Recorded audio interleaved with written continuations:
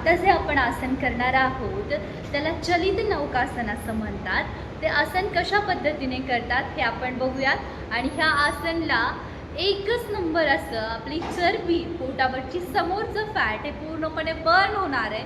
त्यामुळे व्यवस्थित तुम्ही बघा आणि हे आसन रोज प्रैक्टिस आपल्या करा, ठीक है। जो हम आसन करने वाले हैं उसे चलित नौकासन कहते हैं। ये चलित नौकासन किस तरीके से करते हैं, तो पहले दोनों पैर सामने सीधा है, ओके।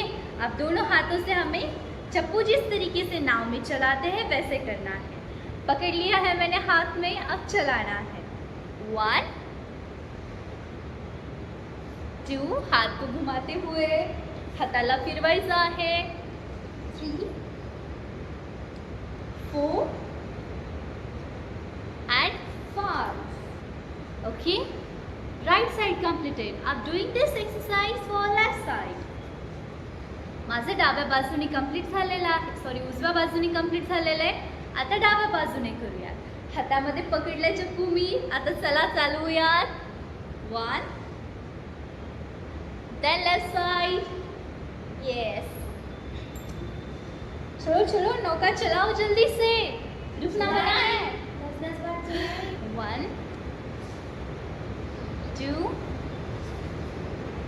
3, side change, 4